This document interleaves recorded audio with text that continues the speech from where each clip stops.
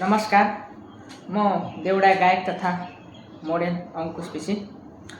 आज हाम्रो अङ्कलसँग देउडा गायक चेतराज निजारज्यूसँग आज धेरै दिनपछिको भेट भएको छ।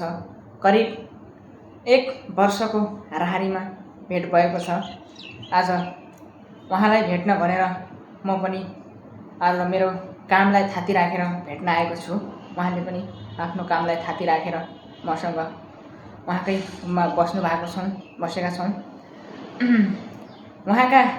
उहाँको गीत पहिलो गीत रहेको थियो नभयो घरबार, जसमा स्वर उहाँको र पूर्णकला पिसी दिदीको रहेको थियो भने सय आदरणीय दाई राजेन्द्र, लय शब्द आदरणीय दाई राजेन्द्र शाह बिपीको थियो। अनि आज उहाँलाई म एउटा उहाँको प्रतिभा हजुरहरूको माझमा राख्न गइरहेको छु। रियलमा आज राख्न गइरहेको छु। तपाईहरुले भिडियोमा पनि उहाँलाई देखिराख्नु भएको थियो। उहाँको भिडियो एकदमै राम्रो चलेको थियो। उहाँ अब परिचय दिनु। मेरो नाम चेतराज निजार। मेरो आफ्नै भतिजो, मैले भनिराख्नु पर्ने केही छैन, बाँकी चाहिँ भतिजीको पारसमा। अब तपाईँ नै अब पहिला हामी सँगै बाख्रा गोरु लिएर जाँदाखेरि मनपाखामा पनि हामी सँगसँगै जान्थ्यौँ। यसले अलि 2-4 वर्ष मात्र उहाँ मभन्दा ठुलो हुनुभयो। अरू हामी सँगै साथी सरकै रूपमा हामी गाउँघरतिर जान्थ्यौँ। घाँस दाउरा काट्ने बेला उहाँले गाउनुहुने एउटा हाम्रो गाउँको जङ्गलमा एउटा ठुलो ढुङ्गा थियो। त्यो ढुङ्गामा बसेर गाउनुहुन्थ्यो उहाँले एउटा ठाडी भाका। मलाई त्यो धेरै मन पर्थ्यो। तर म पनि उहाँकै गीतहरू सुनेर उहाँकै गरेर उहाँकै सिकेर मैले पनि केही गर्नुपर्छ भन्ने हिसाबले गीत सङ्गीत क्षेत्रतिर लागेँ। त्यही भएर उहाँले पनि एउटा गीत गाउनु भएको छ। एकछिन उहाँको पहिलाको त्यो गीत ठाडी भाका जुनसुकै आफूले गाउन सक्नुहुन्छ। धोइदिन कोही छैन, टोपी मैले धोती मैले धोइदिन कोही छैन,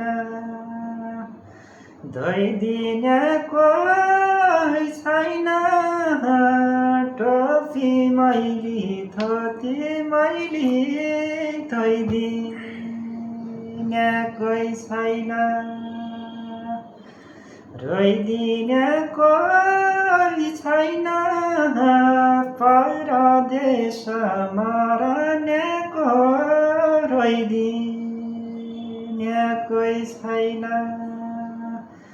रोइदिन कोही छैन, परदेश मरनेको रोइदिन कोही छैन।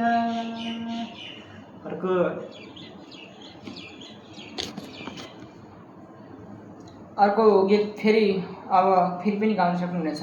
उहाँले हाम्रो आदरणीय दाई भुवन दाहालको गीत गाउनुभयो ठाडी भाका। उहाँको गीत पनि एकदमै राम्रो छ। उहाँले दुरुस्तै उस्तै गरेर गाउनुभयो। फेरि अब आफ्नो गीत गाउने कि उहाँको आफ्नो गीत पनि छ। अब अरू गीत गाउने उहाँको ताठो। ज्ञानी कातर बार पुडी पर बारजु, हे नभयो घर बार नकोला पिराठी रह्यो, हे नभयो घर बार नकोला पिराठी रह्यो। अरे एउटा ठाडी भाका त्यो काट्नु मिल्छ, मिल्छ काटेर